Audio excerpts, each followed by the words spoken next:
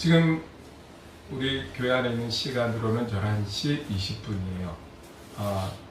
우리가 일반적으로 살아가고 있는 사람들의 모습, 이 시간의 모습은 어떨까요? 이제 아마 점심시간이 다 돼가기 때문에 일요일을 통해서 식구들이 함께 식사하려고 식사 준비를 하거나 어딘가 나가서 외식을 하려고 외식하러 나가려고 막 준비하거나 뭐 그런 가정들도 있을 거예요. 또 어떤 사람들은 그런 가족의 움직임이 있는 반면에 또 어떤 사람들은 혼자서 쓸쓸히 보내고 있는 사람들도 있을 것입니다. 그 쓸쓸함을 달래기 위해서 지금 이 시간에도 핸드폰과 함께 시간을 보내고 있는 사람들도 적지 않게 있을 거라고 생각을 합니다. 또 어떤 누구는 어제 주말이었기 때문에 밤 늦게까지 거의 밤새마다시피 열심히 육체의 에너지를 태우고 이 시간에 깊은 묵상이 들어가 있는 사람들도 적지 않아 있을 겁니다. 좀 부지런한 사람들은 이미 이런 시간에 여기서 한 번씩 자주 봐요. 일찍 모여서 산으로 간다든지 또 어떤 이들은 이미 바다로 가서 있다든지 뭐 개인이든 팀이든 동호회든 가족이든 벌써 나가서 움직이고 있는 사람들도 있을 것입니다.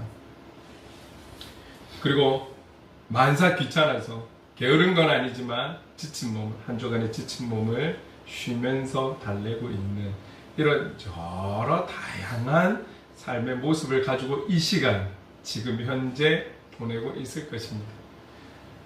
뭐 다 예를 들을 수는 없지만 이렇게 여러 모양으로 살아가는 사람들의 한 가지 공통점이 있다면 무엇이겠습니까? 그것은 지금 살아있다라는 것이죠. 그들이 살아있기 때문에 이 모양, 저 모양으로, 저와 여러분은 이 모양으로 이렇게 이 시간을 보내고 있는 것이죠. 살아있다라는 공통점이 있는 거예요. 다 살아있기 때문에 우리가 살아있다라는 것, 지금 내가 살아있다라는 것을 너무나 당연하게 여기면 안 되는 거예요. 동일하게 지금 이 시간에는 어떤 곳에서는 생명이 태어나고 있는 그런 현장도 있을 것입니다. 또 어떤 곳에서는 지금 이 시간에 죽음을 눈앞에 두고 지금 있는 사람들도 있을 것이고 또 어떤 부류는 지금 이 시간에 숨을 거둔 사람들도 있을 것입니다. 우리가 지금 호흡하면서 살고 지금 이렇게 나와서 예배 드리고 있다는 게 너무 지극히 당연하다라고 생각하는 것도 조심스러운 교만의 생각일 수도 있을 겁니다. 여러분, 분명한 것은 저와 여러분이나 지금 현재 어디에서 무엇을 하고 무엇을 위해 움직이고 있고 자고 있고 쉬고 있든지 간에 어느 누구도 예외 없이 모두는 결국 죽음을 맞이한다는 것이죠. 지금 저와 여러분들은 호흡이 있고 살아있고 살아오는 과정 속에서 예수 그리스도를 믿게 하셔서 개인의 믿음의 정도는 어느 정도인지 정확하게 알 수 없지만 그래도 이 시간에 나와 하나님 앞에 예배 드려야 한다는 것을 알고 있기 때문에 나와서 예배 드리고 있습니다. 우리만이 아니라 우리나라만 하더라도 적지 않은 곳에 지금 예배 주소에 이미 1부, 2부 예배를 드리고 이 시간에 예배 드린 이들이 생각보다 많아요.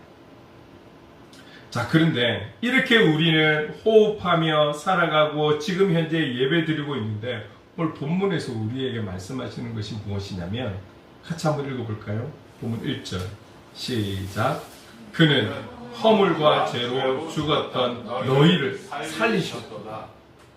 지금 저와 여러분들이 호흡하며 살아있기 때문에 지금 이곳에 예배를 드리고 있는데 지금 1절에 허물과 죄로 죽었던 너희를 살렸다.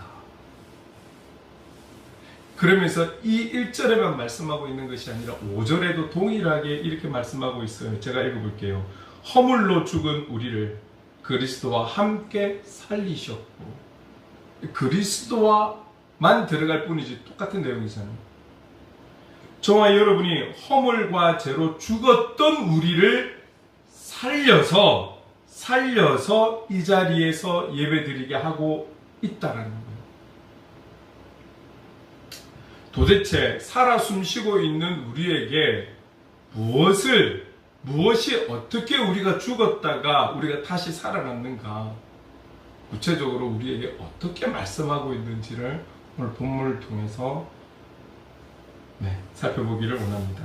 여러분, 방금 읽었던 1절, 그는 허물과 죄로 죽었던 너희를 살리셨도다. 에베소 교회 성도들과 이 에베소 사도 바울의 편지들은 그 교회 교인들만 봐야 될 서신이 있는 반면에, 에베소 교회에 보낸 편지는 에베소 교회가 가지는 그 땅의 지리적인 환경이 여러 가지 무역의 도시이고 상업의 도시이고 발전해가는 그런 도시였기 때문에 많은 이웃 교회의 성도들이 이 교회를 지나치면서 안부를 묻고 지나가면서 기도할 수도 있고 교제도 할 수도 있고 많은 사람들이 왕래했던 교회라는 거예요. 그래서 이 에베소서의 편지의 특징이라고 한다면, 에베소 교회의 성도들만을 위한, 그 교회 안에 있는 문제를 위한 편지가 아니라 에베소 교회 성도들을 비롯하여 여기에 지나치는 모든 이들이 보게 될 편지라는 것을 생각하고 글을 썼다라는 것이죠.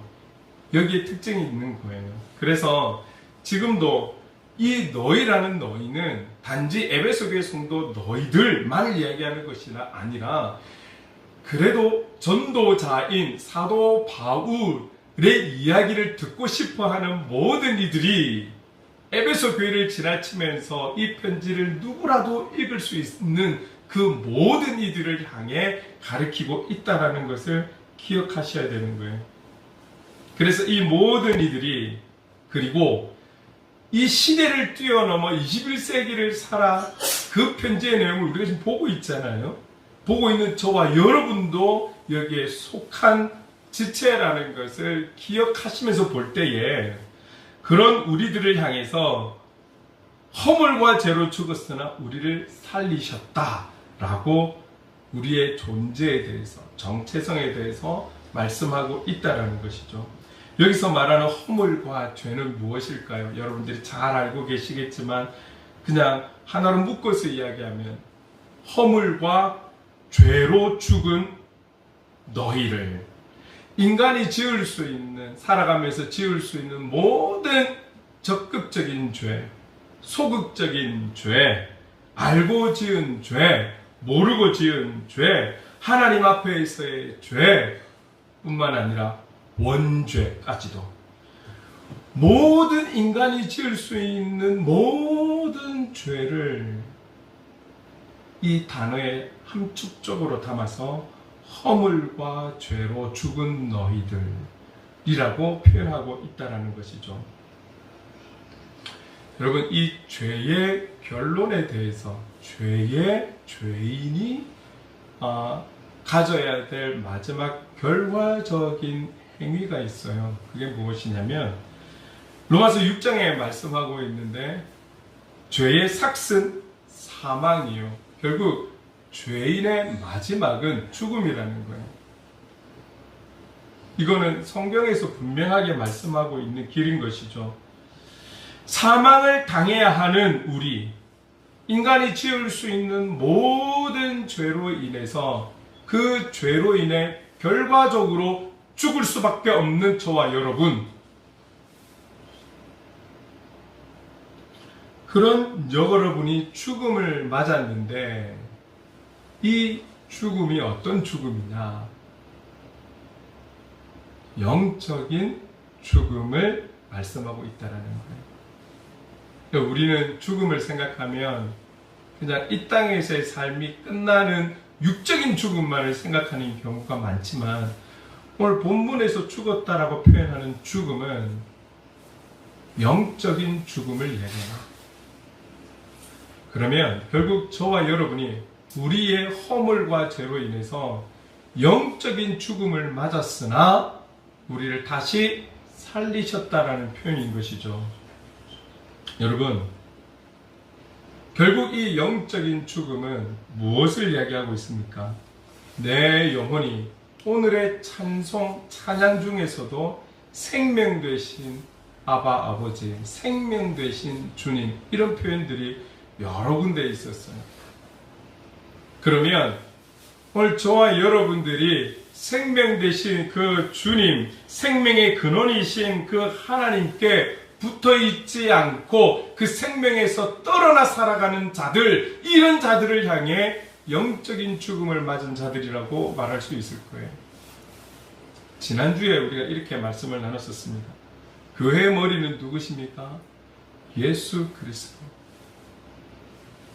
예수 그리스도. 우리가 요한복음을 통해서 예수님께서 말씀하시는 예수님에 대해서도 나눴지만 이 생명이라는 단어가 여러 번 나오고 있죠. 나는 생명이다. 이 여러 번에 나오는 이유는 강조하고 있다는 것이죠. 그분은 생명이신, 교회의 머리는 생명 되신 예수 그리스도 외에는 누구도 머리가 될 수 없는 것이죠. 그렇다면 오늘 교회는 생명 되신 예수 그리스도께서 떠나셨거나 이 자리에 못 들어오시거나 어쨌든 교회의 머리가 예수 그리스도이시지 않다라면 어떤 모습으로든 많이 모여있든 적게 모여있든 그 교회의 생명력은 없다고 보는 것이죠. 생명력이 없다는 것은 죽은 교회라는 것이죠. 여러분, 우리의 모임 속에 예수 그리스도께서 함께 하시지 않으면 세상 사람들의, 우리 부모님 세대에 많이 하셨던 대모임과 다를 게 뭐가 있을까요? 그냥 만나서 돈을 모아서 그게 목돈이 되어서 여행을 가고 같이 맛있는 거 먹고 세상 살아가는 이야기 나누고 그 이야기 속에는 우리 집이 얼마나 크고 우리 자녀들이 얼마나 잘 되고 내가 모는 차가 얼마나 크고 내가 있는 회사가 얼마나 잘 되고 이런 이야기들. 맛집을 찾아다녀보니 여기가 맛있고 여기가 맛없고 여기가 살기 괜찮고 여기가 별로고 이런 이야기 외에 무슨 교제가 있겠습니까? 생명력 있는 교제가 없잖아요. 아무리 큰 교회를 할지라도 아무리 웅장하고 엄청난 성가대와 발표 오르간과 찬양팀과 많은 성도들이 있다 할지라도 여기에 예수 그리스도께서 생명 되신 예수 그리스도께서 함께 하시지 않는다면 그 교회를 살아있는 교회라고 할 수가 없는 거예요.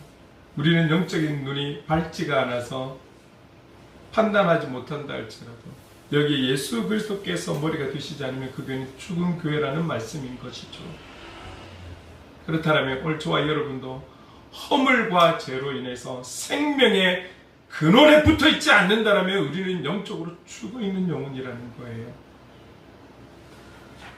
우리가 비록 예배 자리에 앉아 있으나 우리의 생각이 딴 데 있고 예배 자리에 있으나 그분에 대해서 확실히 믿음이 없다라면 그분이 나의 생명의 근원이신 분이라고 믿지 못한다라면 아직까지는 오늘 본문으로 따지면 허물과 죄로 죽었으나 죽어있는, 영적으로 죽어있는 영혼들이죠. 그러나 말씀을 듣는 예배하는 자리에 나와 있기 때문에 다시금 새 생명을 얻을 수 있는 기회와 은혜가 주어질 그 자리에 있다는 것은 소망이 있는 것이죠. 그러나 복음을 외면하고 전도를 외면하고 예수 그리스도를 외면하고 나오지 않는 자들은 영적으로 죽어있는 자들이라고 볼 수 있는 것입니다.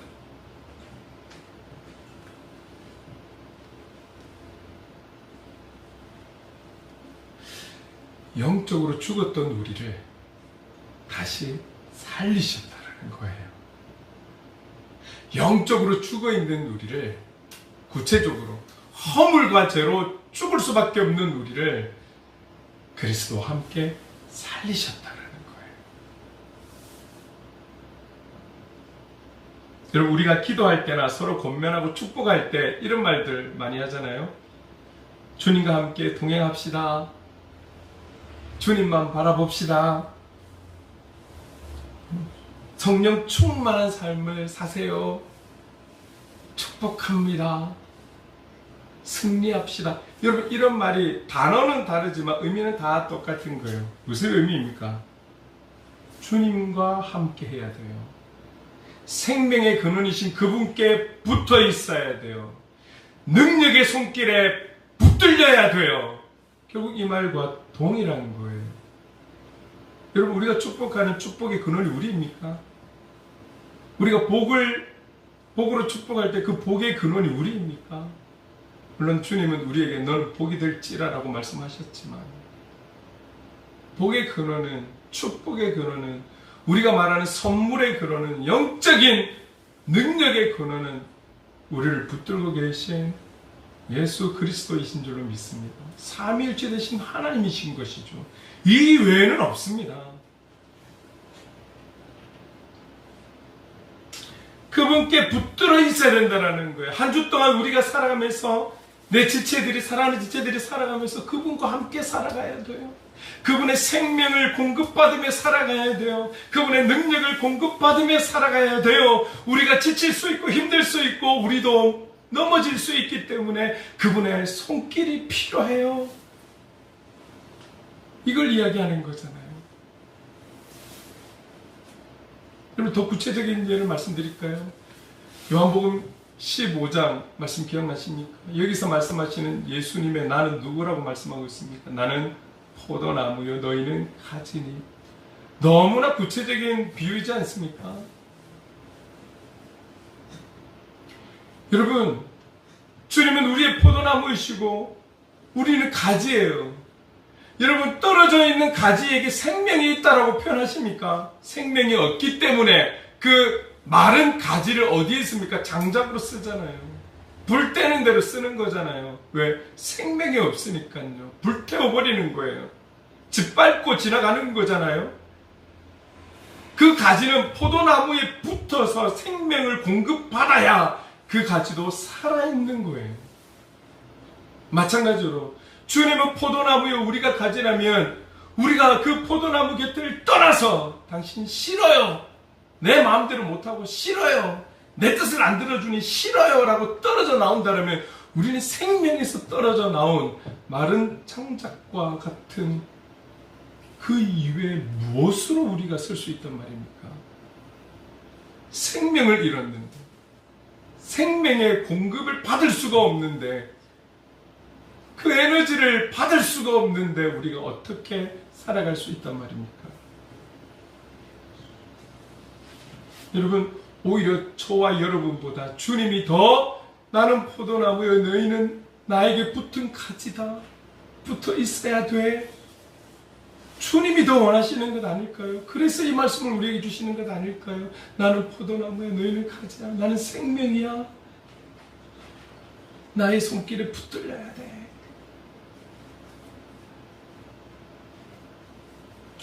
허물과 죄로 죽었다라는 그 영혼들에 대해서 구체적으로 표현하고 있습니다. 2절 말씀 같이 한번 읽어볼게요.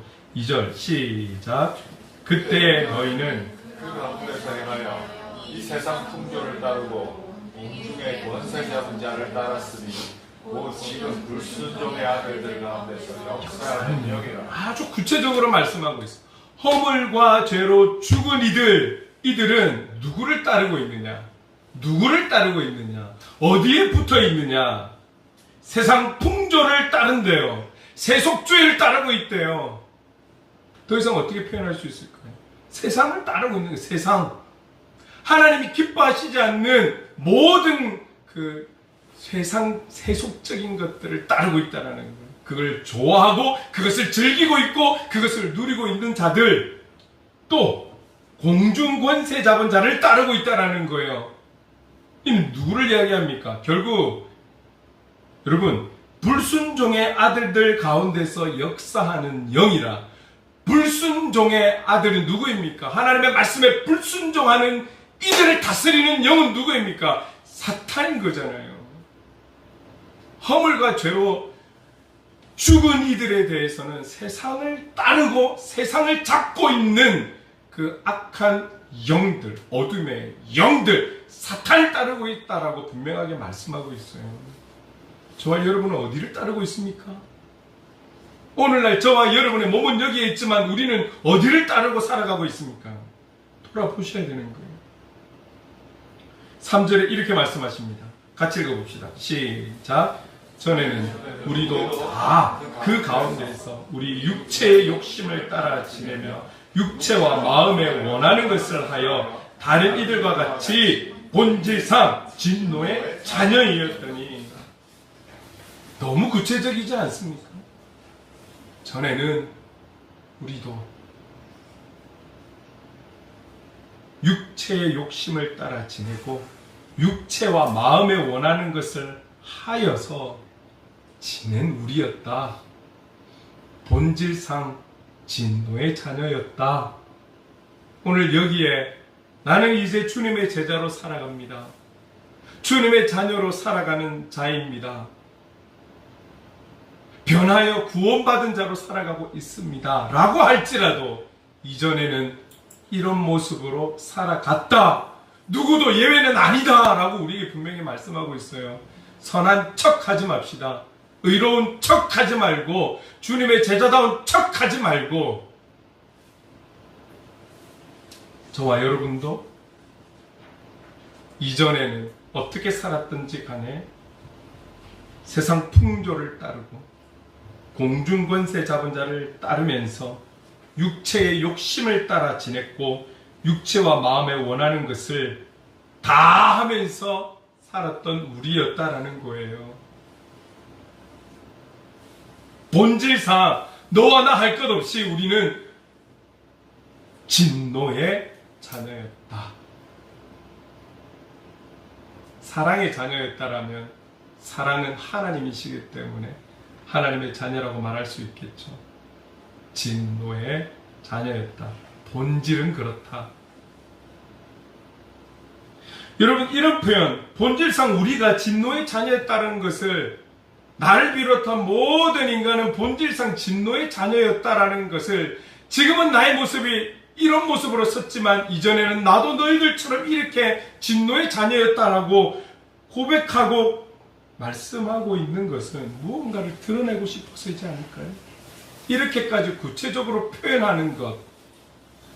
여러분, 지금 우리가 21세기를 살아가면서 특히 이 AI가 발전하고 급변하는 세상 속에서 많은 문제가, 특별히 40대, 50대 넘어가면서 지금 공통적으로 얘기하고 있는 부분이, 우리 청년들도 곧 머지않아 오는 나이입니다. 대화할 사람이 없다라는 것. 어떤 대화? 조금 전에 말씀드렸던 것처럼 자기 자랑질하는 대화, 이런 거 말고요. 내 마음속에 있는 것을 끄집어내어서 나눌, 대화할 사람이 없다. 그를 친구가 없고 그를 동료가 없다라고 표현하고 있는 시대를 살아가고 있습니다. 이 일을 누가 대신하느냐? 이미 20대, 30대는 AI를 통해서 수많은 본인의 내용들, 본인만이 갖고 있는 문제에 대해서 이미 표현하고 상담사를 띄워버린 역할까지 AI가 하고 있다는 건 아시죠? 그런데 문제는 이제 50대들 이상도 그렇게 살고 있다는 거예요. 많은 수는 아니라 할지라도 더욱 그런 세상이 되어 갈 거라고 거의 대부분의 사람들이 걱정하고 염려하고 있는 그런 시대입니다.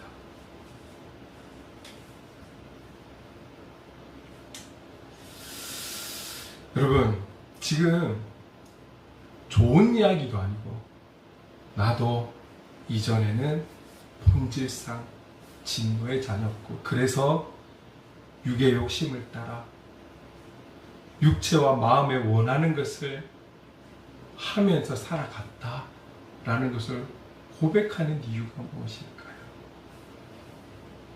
4절 말씀을 함께 읽어봅시다. 시작. 긍휼이 풍성하신 하나님이 우리를 사랑하신 그 큰 사랑을 인하여. 여러분,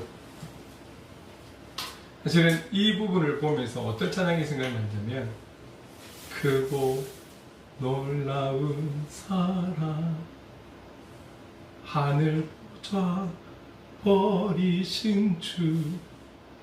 여러분, 그러면서 그 하나님의 사랑에서 바다보다 깊고 하늘보다 높고, 우리는 그 십자가의 사랑을 깨달았다고 해서 그분을 믿지만, 그러나 실제적인 그분이 우리를 향한 그 사랑은 너무 깊어서, 너무 넓어서, 너무 높아서,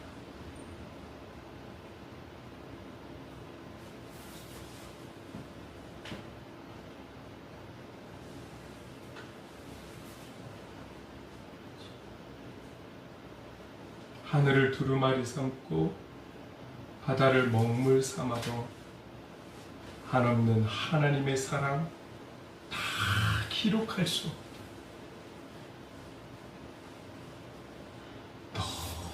너무 아름다운 표현 아닙니까? 너무 위대한 표현 아닙니까?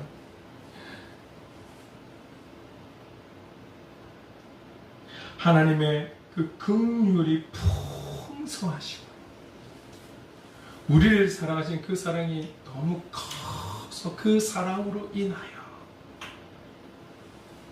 아마 더 표현할 수 있는 무언가가 있다면 여기에 더 표현하지 않을까요? 본질상 진노의 자녀였고, 그 진노의 자녀의 결과는 죽음인 것을, 그런 우리를, 이미 죽은 우리를, 영적으로 죽은 우리를 그리스도와 함께 다시 살리신 그 사랑, 그 긍휼함이 얼마나 크시기에, 얼마나 크시기에, 영원히 죽을 수밖에 없었던 우리를 이 긍휼과 이 사랑으로 우리를 살리셨다라는 것입니다. 이 세상을 살아가면서 어느 누가 여러분을 위해 대신하여 죽어줄 수 있겠습니까?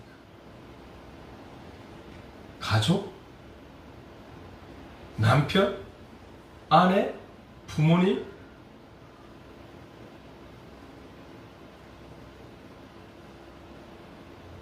우리가 지금이라는 시간을 살아가면서 어느 누가 나를 위해 보이지 않는 곳에서 기도해 줄 수 있겠습니까? 여러분의 직장 동료? 나를 아는 지인들?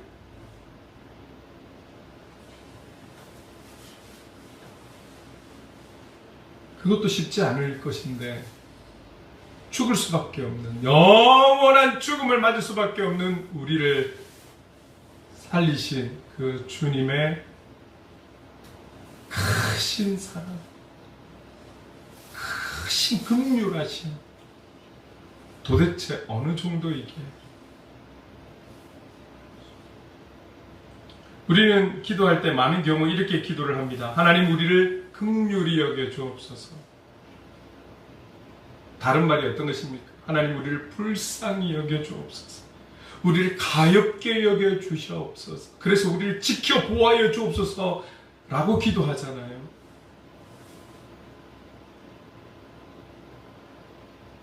그렇다면 우리가 반대로 한번 생각해 볼까요? 하나님께서 우리를 긍휼히 여겨 주셔야 되는 이유가 무엇입니까? 하나님께서 우리를 사랑해 주셔야 하는 이유가 무엇입니까? 오늘 저와 여러분은 왜 주님의 긍휼함을 받아, 사랑을 받아 지금 현재 살아가고 있다라고 생각하십니까? 여러분의 무엇 때문에? 하나님께서 우리의 기도를 들어주셔야 하는 이유는 무엇입니까? 하나님께서 우리에게 복을 주셔야 하는 이유는 무엇입니까?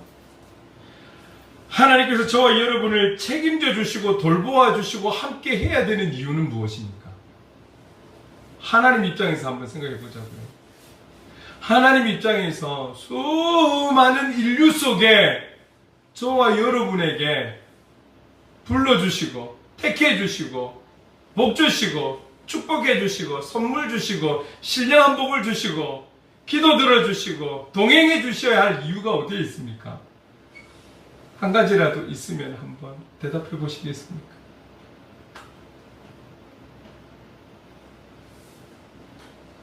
가만히 생각해 보면 하나님 입장에서 이래 해야 할 이유가 없습니다.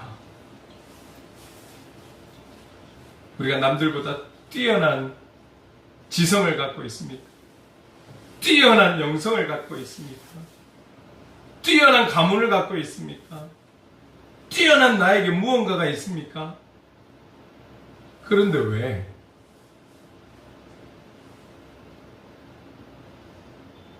하나님의 말씀이 아니라 부모님의 말씀을 듣기도 어렵던데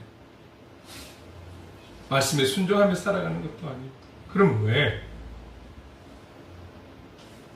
우리가 하나님께서 원하시는 그 무언가를 했거나 그만한 대가를 지불하지도 못했을 것입니다. 왜요? 그분에게 부족한 게 없기 때문에. 요즘 이런 질문을 한다 하잖아요. 일부 기업에서는 취업 때에 이런 면접을 보죠. 당신이 우리 회사에 들어와서 AI가 하지 못할 당신만의 일이 무엇이 있을까요? 우리가 하나님 앞에 어떤 대가를 지불했다 했을 때 하나님이 갖지 않으시고 하나님께서 없으신 그 무언가를 드리거나 할 수 있거나 그런 것이 어떤 것이 있을까요? 다시 한번 질문 드릴까요? 하나님께서 왜 나를 위해서 우리를 위해서 독생자 예수 그리스도를 보내셔서 십자가에 못 박게 하셨을까요? 왜?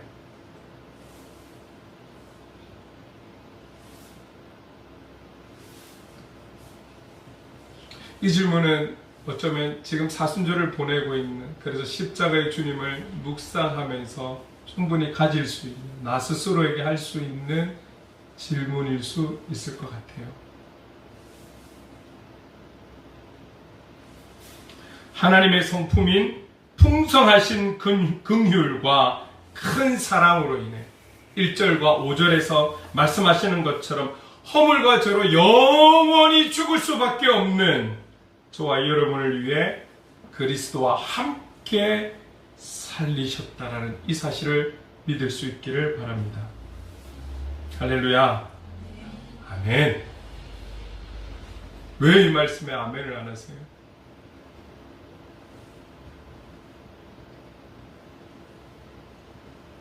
여러분 5절 뒤에 보면 이렇게 나와 있어요. 이런 삽입구가 있어요. 너희는 은혜로 구원을 받은 것이라. 여러분 아멘을 강요할 수는 없어요. 내가 믿을 수 없다면 어쩔 수 없는 것이죠. 강요할 수는 없어요. 그러나 그 말씀에 대해서 내가 그 하나님을 따라갈 수 없다면 내 지능이, 내 지식이, 내 경험이, 나의 능력이 그분을 따라갈 수 없다면 말씀에 아멘 할 수 있는 것도 지혜예요.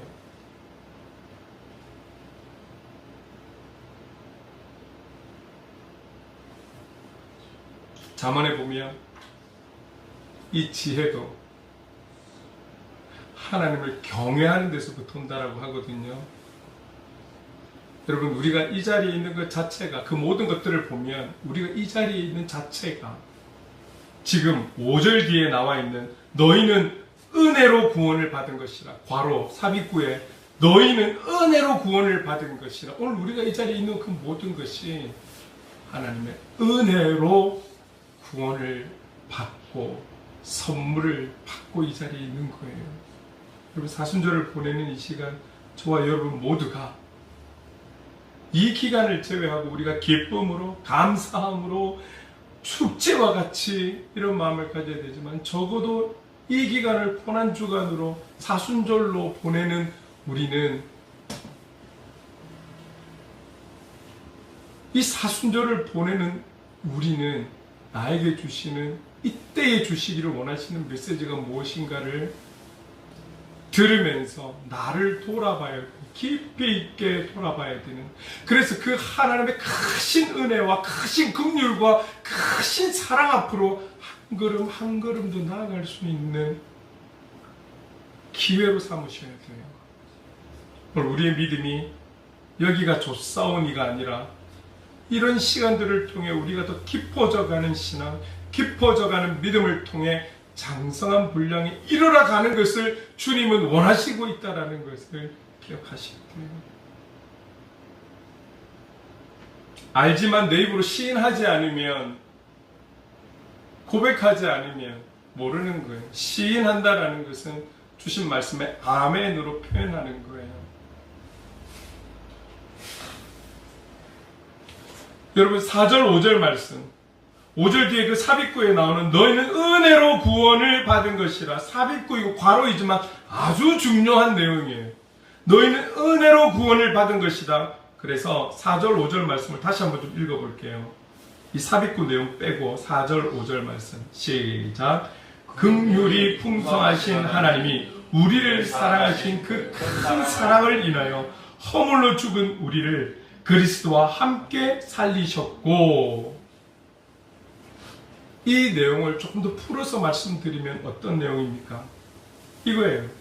우리의 구원은 우리의 가치나 우리의 수고나 우리의 공로가 아닌 오직 하나님 자신에게 있는, 하나님의 성품에 있는 긍휼하심, 그리고 사랑, 그 큰 사랑, 이걸 다른 표현으로 하면 전적인 하나님의 은혜로 우리는 구원을 받았고, 그 하나님을 우리는 그 하나님만을 감사하며 찬송하며 살아가야 된다는 것을 표현하고 있는 것이 4절 5절 말씀이라는 것이죠. 그래서 삽입구의 마지막에 너희는 은혜로 구원을 받은 것이다.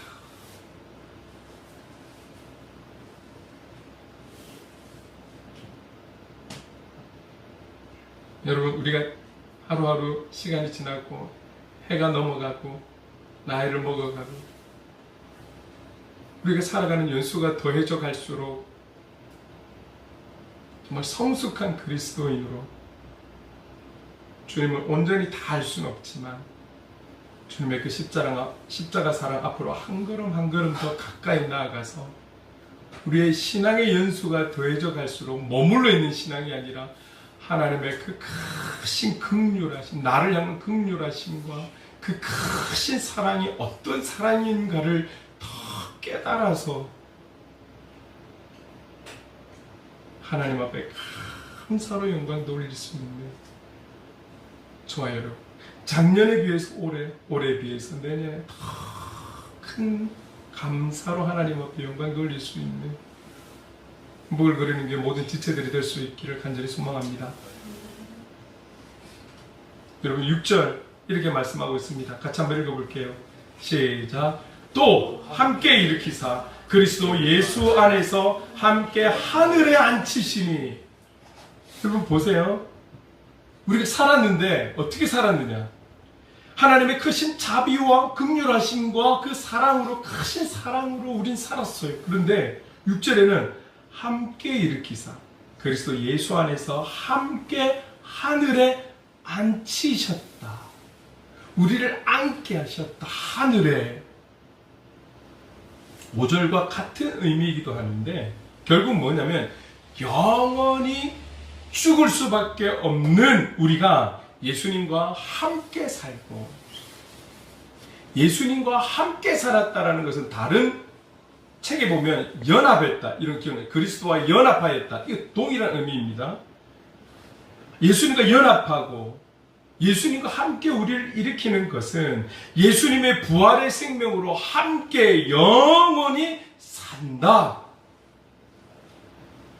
내가 너희들에게 생명을 주고 다시 살리는 것은, 예수 그리스도와 함께 살리는 것은 너희들을 영원히 하나님 나라에서 살아갈 수 있게끔 하기 위해서 그리스도와 함께 살렸다 라고 말씀하고 있는 거예요.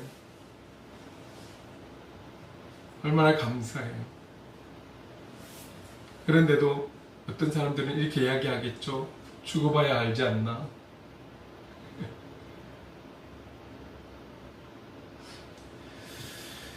여러분, 우리에게 이런 은혜를 주셨습니다.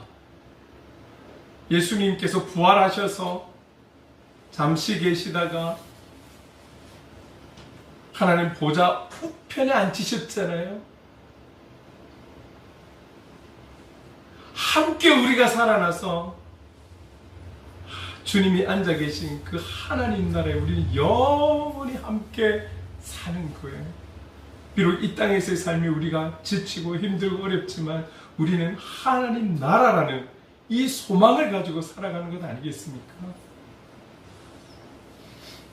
그리고 이 내용이 7절에 가서 사도 바울은 에베소서가 기록된 당시, 이 당시나 지금 저와 여러분이 살고 있는 지금의 시대나 앞으로 모든 세대, 그리고 어떤 시간 속에서도 그 은혜와 역사가 동일하게 일어날 것이라고 7절에 말씀하고 있는 거예요.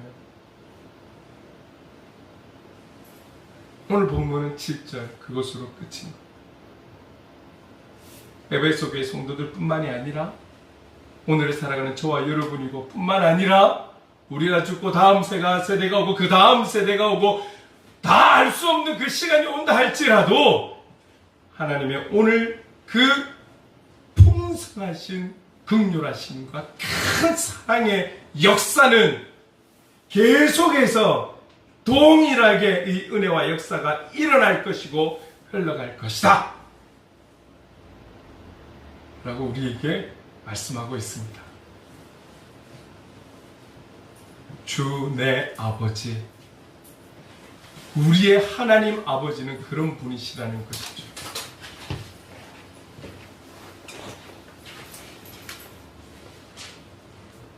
우리가 꼭 기억하고 시인해야 하는 것은 저와 여러분은 허물과 죄로 죽을 수밖에 없는, 그래서 죄의 삭은 사망이요 죽을 수밖에 없는 영원한 어둠의 죽음을 맞이할 수밖에 없는 우리였다라는 것을 인정하고 하나님 앞에 시인할 수 있기를 바랍니다. 그러나 그것으로 끝이 아니라 비록 우리는 본질상 진노의 자녀였으나 우리의 어떠함이 아닌 무조건으로 하나님의 긍휼하심과 나를 향한 큰 사랑으로 인해 부르심을 받았고 주어진 사명을 가지고 그리스도인으로 살아가게 되었음을 고백하며 우리의 입술로 시인할 수 있기를 바랍니다. 하나님은 주님과 함께 살아난 자를 통해서, 이런 자들을 통해서 하나님 나라의 확장, 그들을 통해서 하나님은 신령과 진정으로 찬양을, 경배를 받기 원하신다는 사실을 잊지 마십시오. 그래서 우리는 삶의 예배자로 살아가야 하는 것입니다. 저와 여러분도 언젠가는 죽음을 맞이할 시간이 오겠죠. 그러나 그리스도와 함께 살리심을 받은, 영적으로 살아 육적인 죽음을 맞이한다 할지라도 이 영적인 생명을 가지고 살아가는 자의 죽음은 죽음이 전부가 아니라는 것을 깨닫고 믿음에 살아갈 것입니다. 하나님 나라에 대한 소망을 가지고 살아가기 때문에 육적인 죽음이 절망이 되지 않을 것입니다. 그래서 우리는 믿는 자들의 장례식에 가면 찬양을 틀어놓잖아요. 장례식에 웬 음악이란 말입니까? 우리는 세상 사람들의 장례식과 의미가 다른 거예요.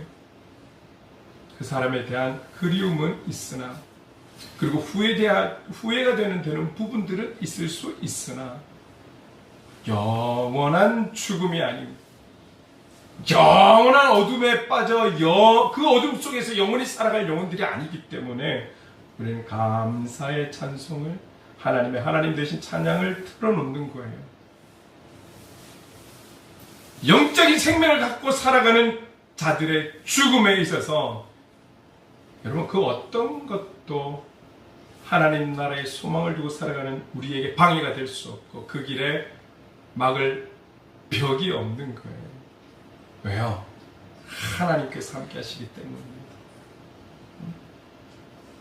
우리가 이 땅에 살아가는 동안 그리스도와 함께 살고 함께 일어서서 주어진 사명의 경주를 끝까지 완주하는, 주어진 생명, 우리에게 주어진 생명 그 끝까지 오늘 우리를 살리신, 우리에게 생명 주신 주님을 찬송하는 삶의 예배자로 살아갈 수 있기를 주님의 이름으로 축원합니다. 아멘.